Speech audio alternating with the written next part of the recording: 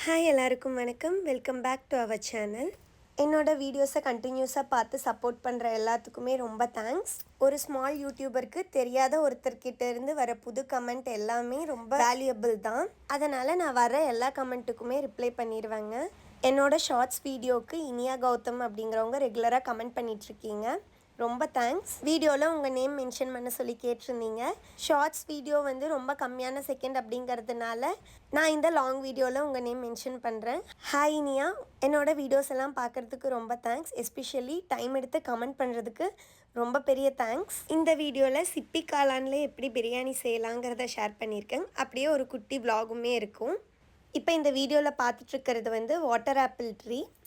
இது வந்து தோட்டத்தில் ஒரு 6 வருஷமாக இருக்குதுங்க. இந்த 3 இயர்ஸாக சம்மர் சீசனில் காயுமே இருக்குது. பட் கம்பேரிட்டிவ்லி இந்த வருஷம் பார்த்திங்கன்னா காய் ரொம்பவே கம்மி தான். மொத்தமாகவே பார்த்திங்கன்னா ஒரு பொரிப்பு மட்டும்தான் இருந்தது. இல்லைனா ஒரு 1 மந்த்துக்கு வீக்லி ஒன்ஸ் ஒரு பேஸ்கெட் ஆகிற அளவுக்கு காய் இருக்கும். கரெக்டாக பூ பிஞ்சு இருக்கிற டைமில் அதிகமான காற்று வந்தது அப்படின்னா மோஸ்ட்லி எல்லாமே கீழே விழுந்துடும். இந்த டைம் பார்த்திங்கன்னா பழுத்து நாங்கள் ஒரு 1 டே பார்க்காம விட்டுட்டோம். அதனால் பாதி காய்க்கு பக்கம் கீழே விழுந்துருச்சு. மீதி இருந்த காய் எல்லாமே நாங்கள் பொறிச்சிட்டு போயிட்டோம். அதுலேயுமே கொஞ்சம் ஸ்பாயில்டாக தான் இருந்தது. வீட்டுக்கு எடுத்துகிட்டு போய் தான் நாங்கள் க்ளீன் பண்ணோம். இது மெயினாக பழுக்கிற டைமில் பார்க்காம விட்டுட்டோம் அப்படின்னா அந்த டைமில் குருவியோ அணிலோ ஏதாவது வந்து கொத்திரும். இந்த ஃப்ரூட் ரொம்ப லைட்டாக இருக்கிறதுனால எறும்புமே அதிகமாக இருக்கும். அதனால் பொறிச்சிட்டு போனோம் அப்படின்னா டேரெக்டாக சாப்பிட முடியாது. டைம் எடுத்து வாஷ் பண்ணி க்ளீன் பண்ணதுக்கு அப்புறமா தான் சாப்பிட முடியும். நாங்கள் பார்த்திங்கன்னா பொறிச்சிட்டு வந்த எல்லா காயுமே ஒரு 1 டைம் ஜூஸ் போடுறதுக்கு தான் அளவாக இருந்தது. அதனால் அதை மட்டும் நான் க்ளீன் பண்ணிகிட்டு இருந்தேன். டேரெக்டாக சாப்பிட்டாலும் நல்லாயிருக்கும். நாங்கள் வந்து ஜூஸ் போடுறதுக்காக கட் பண்ணிகிட்ருக்குறோம்.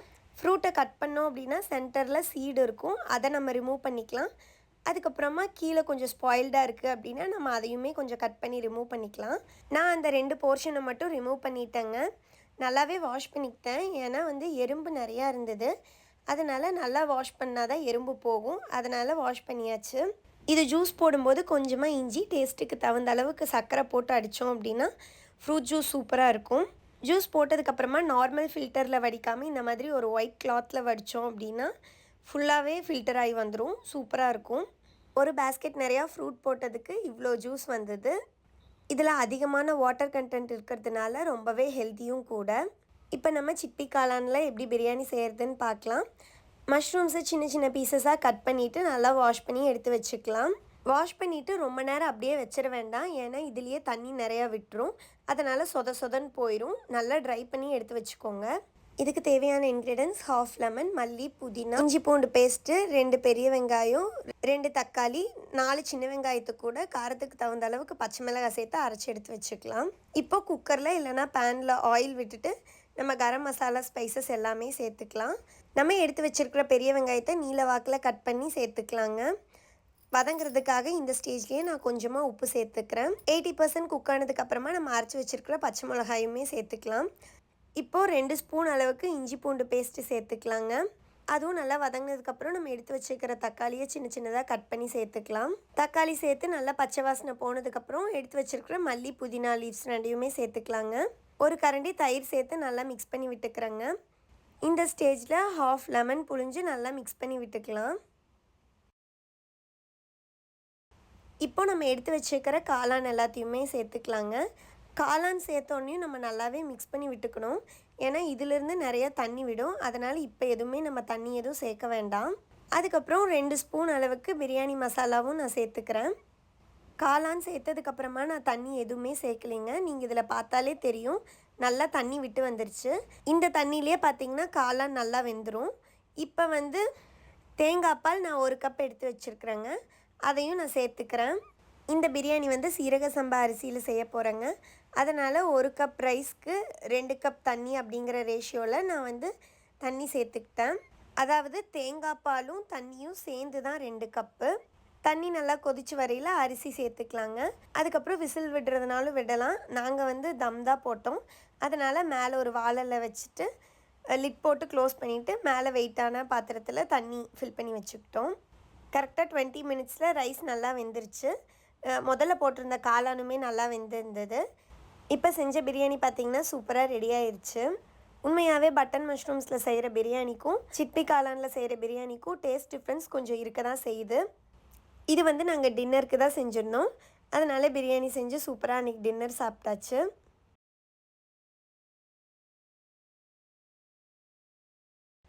இது வந்து அடுத்த நாள் எடுத்த விலாகுங்க. அன்றைக்கி வந்து எங்கள் அம்ச்சி பார்க்கலாம் அப்படின்னு சொல்லிட்டு ஊருக்கு போகிறதுக்கு ரெடி ஆகிட்டு இருந்தோம். எங்கள் ஊர்லேருந்து எங்கள் அம்ச்சி ஊருக்கு ஒரு 20 மினிட்ஸ் தான் ட்ராவல் டைமு. ஆனால் பஸ்ஸில் போனோம் அப்படின்னா ரொம்ப டைம் ஆகும். ரீசன் வந்து எங்கள் வீட்டிலேருந்தும் பஸ் ஸ்டாப்புக்கு போகிறதுக்கு ரொம்ப தூரம். அதே மாதிரி தான் எங்கள் அம்ச்சி வீட்டிலேருந்தும் பஸ் ஸ்டாப்புக்கு போகிறதுக்கு ரொம்ப தூரம். அதனால் சின்ன வயசுலேருந்தே முக்கால்வாசி பப்ளிக் டிரான்ஸ்போர்ட் நாங்கள் அவாய்ட் பண்ணிடுவோம். அங்கே போனோம் அப்படின்னா கண்டிப்பாக ஏதாவது ஸ்நாக்ஸ் செஞ்சு சாப்பிட்டோ அல்லது லஞ்சோ ஏதாவது சாப்பிட்டு தான் வருவோம். அன்றைக்கி வந்து லஞ்ச் வீட்லேயே சாப்பிட்டு போயிட்டதுனால ஸ்நாக் தாங்க செஞ்சுருந்தோம். அம்ச்சி வந்து பஜ்ஜி மாவு வாங்கி வச்சுருந்தாங்க. அது கூட கொஞ்சமாக கோதுமை மாவு மிக்ஸ் பண்ணிவிட்டு காரத்துக்கு கொஞ்சமாக மிளகாய்த்தூள், கொஞ்சமாக வெங்காயம், கருவேப்பிலை சேர்த்துட்டு நம்ம சின்ன சின்னதாக போண்டா போடுற அளவுக்கு கன்சிஸ்டன்சிக்கு தண்ணி தெளித்து பிசைஞ்சு வச்சுக்கிட்டோம். இங்கே அம்ச்சி வீட்லேயுமே பார்த்தீங்கன்னா அடுப்பு செட்டப் இருக்குது இன்னுமே. ஆனால் இப்போ யூஸ் பண்ணுறதில்ல. இந்த போண்டா மிக்ஸ் கூட நம்ம கொஞ்சமாக இட்லி மாவு இருந்து சேர்த்தோம் அப்படின்னா நல்லா சாஃப்டாக வரும். எண்ணெய் காஞ்சதுக்கப்புறம் சின்ன சின்னதாக போட்டு எடுத்தோம் அப்படின்னா போண்டா சூப்பராக ரெடி ஆயிருங்க.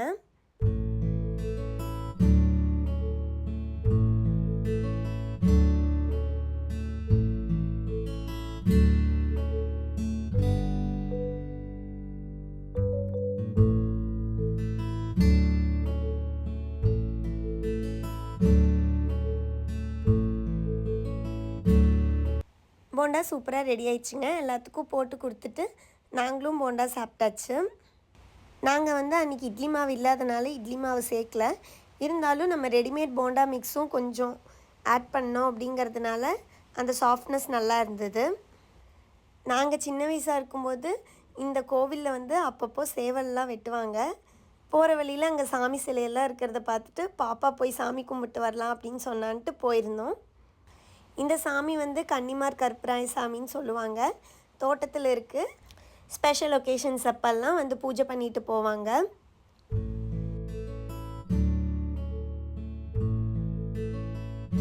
அமிச்சியூருக்கு வந்தால் மிஸ் பண்ணாமல் எடுத்துகிட்டு போகிற ஐட்டமில் ஒன்று வந்து இந்த கருவேப்பிலை தலை. அங்கே தோட்டத்துலேயும் கருவேப்பிலை மரம் இருக்குது. ஆனால் ஒரு சில டைம் வந்து அது ஃப்ரெஷ்ஷாக இருக்காது. இங்கே வந்து நாங்கள் பார்க்குறப்பெல்லாம் ஃப்ரெஷ்ஷாக தான் இருக்கும். அதனால் போயிட்டு வந்தாலே கொஞ்சமாக கருவேப்பிலை தலை பொறிச்சிட்டு வர்றது உண்டு. இந்த டைம் பாப்பா போய் பொறிச்சிட்டு இருக்கும்போது தான் எங்கள் அம்மா சொன்னாங்க, 42 இயர்ஸ் பேக் எங்கள் அம்மா சின்ன வயசாக இருக்கும்போது வச்ச கருவேப்பிலை செடி தான் இது அப்படின்னு. ஒரு செடி இருந்தாலே போதும், பழம் வந்தது அப்படின்னா அதுலேருந்து விதை விழுந்து விழுந்து நிறைய செடி வந்துடும். அந்த மாதிரி தான் இங்கே அப்படியே நிறைய கருவேப்பிலை செடியாக இருந்தது. நாங்கள் அதெல்லாம் பொறிச்சிட்டு வர்ற கேப்பில் மாங்காய் பொறிச்சு வாஷ் பண்ணி வச்சுட்டாங்க. எப்பயுமே மாங்காய் பேக் பண்ணும்போது மட்டும் கேர்ஃபுல்லாக பேக் பண்ணணும். வாஷ் பண்ணாமல் துணிப்பைக்குள்ளே போட்டோம் அப்படின்னா கண்டிப்பாக அந்த பை வந்து ஸ்பாயில் ஆயிரும். மத்தியானம் போயிட்டு ஈவினிங் வரைக்கும் அங்கே இருந்து டைம் ஸ்பெண்ட் பண்ணிவிட்டு ஈவினிங்க்கு மேலே வீட்டுக்கு கிளம்பி வந்துட்டோங்க. வீட்டுக்கு வந்தோடனேவே பண்ண முதல் வேலை வந்து கருவேப்பிலையை நல்ல தண்ணியில் நல்லா வாஷ் பண்ணிவிட்டு அதோட லீவ்ஸை மட்டும் உருகிட்டு இந்த மாதிரி ஒயிட் கிளாத்தில் போட்டு ட்ரை பண்ணி வச்சுக்கிட்டோம். ஏன்னா ஸ்டோர் பண்ணியில் நம்ம ஈரத்தோடு ஸ்டோர் பண்ணோம் அப்படின்னா சீக்கிரமாகவே கெட்டு போயிடும். இந்த மாதிரி வெள்ளை துணியில் போட்டோம் அப்படின்னா ஈரம் எல்லாமே இந்த தண்ணி எடுத்துக்கும். நல்லா உணர்ந்ததுக்கப்புறமா நம்ம ஒரு பாக்ஸில் போட்டு ஸ்டோர் பண்ணி வச்சுக்கலாம். அவ்வளோதாங்க, இந்த வீடியோட எண்டுக்கு வந்தாச்சு. இது வரைக்கும் என்னோடய வீடியோஸ் பார்த்து சப்போர்ட் பண்ண எல்லாத்துக்குமே ரொம்ப தேங்க்ஸ். என்னோடய விலாக்ஸ் எல்லாம் ரெகுலராக பார்க்க பிடிச்சிருக்கு அப்படின்னா கண்டிப்பாக நம்மளோட சேனல் இனியவெளி விலாக்ஸ்க்கு சப்ஸ்கிரைப் பண்ணிக்கோங்க. தேங்க்ஸ் ஃபார் வாட்சிங். பாய்.